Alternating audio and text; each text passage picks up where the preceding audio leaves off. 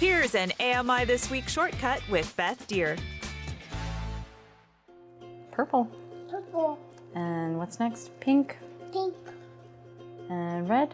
Red. Orange. Yellow. A sensory room is a special room designed to develop a child's senses through various light, music and objects. I visited the CNIB sensory room in Calgary, which caters specifically to children with vision loss. My name is Rachel Cobelt. I'm the manager of rehab services at Vision Loss Rehabilitation Alberta. Vision Loss Rehabilitation Services has been very lucky to use the room through the CNIB Foundation, and it's been provided to CNIB Foundation through various donors in the region.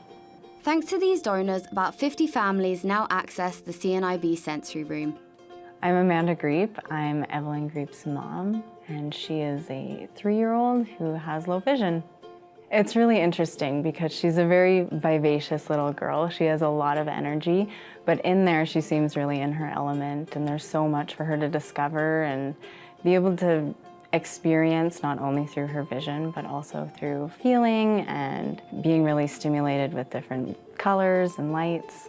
She's able to learn through using the sensory room that her motions can have visual effects. Where can you find all the red ones? Kids are playing, they're learning skills that relate directly into their lives. They might be learning how to reach and grasp, and they'll be motivated because there's something exciting for them to reach and grasp. They might be learning skills to perceive the depth of something, and that will again go into the everyday life as they're going to be walking in busy environments and learning how to perceive the depth.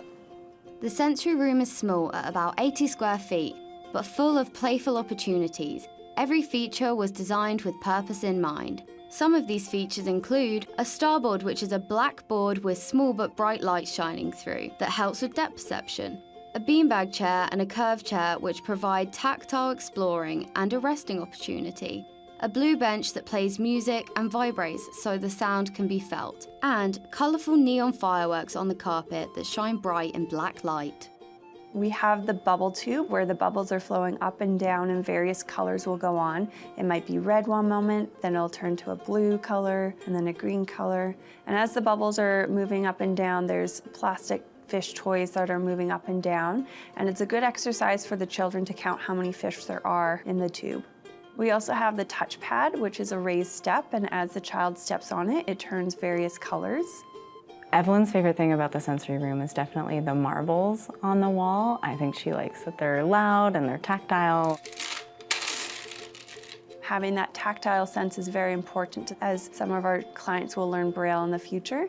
We also have the spaghetti strings, which are quite fun for the kids to run their fingers down. It's really smooth, long strings, and they've been braided. This is very useful for kids to practice and start learning to reach and grasp, and they're very motivated to grasp it because it feels cool on their fingers, and if they bring it close to their eyes, they're able to have that light penetrate. Evelyn really enjoys looking at color, and there's a lot of things in there that have different colors, especially the tube with the fish and the bubbles, that has different colors, and she's able to name the colors, and she really enjoys thinking about what's coming next and what color's in there right now. What's next, Mommy? Orange. Orange. Red. Red. My favorite thing about the sensory room definitely is the time Evelyn and I get one-on-one. It's just time for us to hang out together and enjoy some things that we wouldn't get to see otherwise. I had the chance to chat with Evelyn after she played in the sensory room, and it's clear what her favourite experience was today. The bubbles. What colour were the bubbles? Turning red and blue and clear. Cool. I think it's allowed her to experience some form of normalcy. A lot of kids get to experience that excitement just out and about doing daily things, and she does, but this allows her to have those bigger sensory experiences that she might not otherwise. Changing colors. Changing colors. I think the biggest part of what we're allowing kids to do is to be kids.